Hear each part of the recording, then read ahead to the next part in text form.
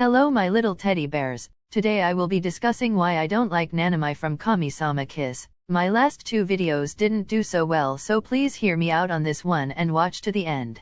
Thank you, and let's get started. One of the main reasons why I don't like her is because of her poor discernment.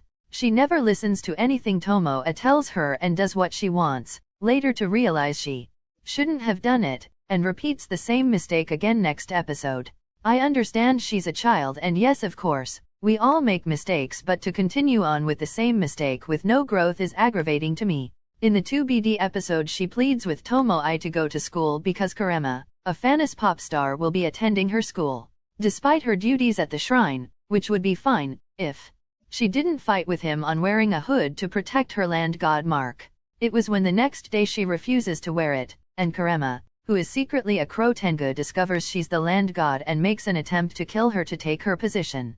People will make the excuse that she was teased for wearing the hood, but at the end of the day a few mean comments are better than ending up dead.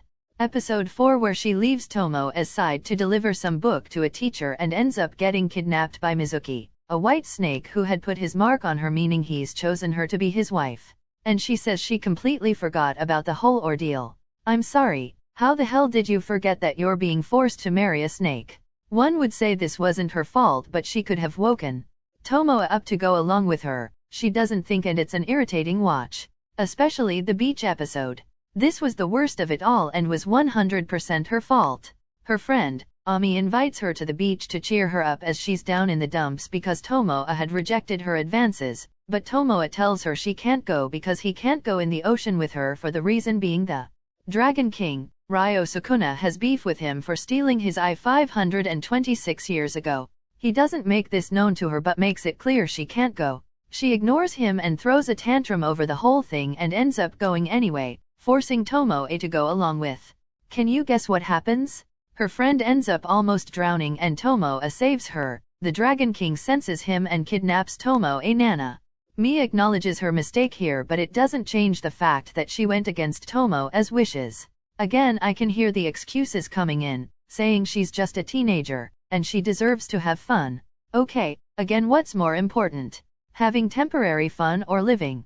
She's human and could have easily gotten herself killed. She doesn't think before she does anything, which is telling. I get there's only so much she can do, but she makes Tomoe's job harder. She can never listen and shut the hell up.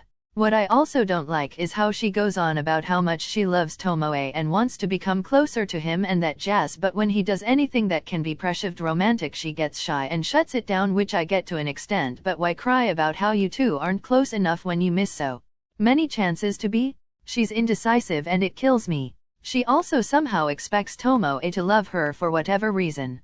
I don't know, because she loves him, but to me I don't see what's to love about her.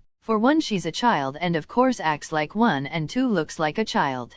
As a grown man, why would he like you? She inconveniences him all the time, saving him on occasion, but it's mostly her being saved. I don't get it. She does nothing for him but cause him problems. If anything, she fills his void of loneliness, and not to mention she's the descendant of the woman he used to love. That's the only reason I can see for why he loves her. Fans will argue they're cute together. Yeah, of course. Tomoe is everything a woman could ask for in on, but Nanami, on the other hand, isn't anything special. If anything, realistically a man would hate her ass. She also tells at him for saving her. He beats Karema's ass for trying to kill her, and suddenly he's getting scolded. He saves her from the catfish god's guard and he gets yelled at, and she's apologizing on his behalf, as if the guard didn't start the whole thing and again try to kill her. She doesn't think of his feelings at times or use any sort of common sense, and it's annoying as hell. Not to mention she pairs that catfish god with her crush. This bitch is probably hundreds of years old and has a crush on a then 8-year-old boy. Of course he's 18 in present time, but it still doesn't gloss over the fact that she supported the relationship. But I guess you can't expect much from a girl who's in love with a 600-year-old fox demon. But anyways, my rant is over now. Thank you for watching and see you all next time. Goodbye my little teddies.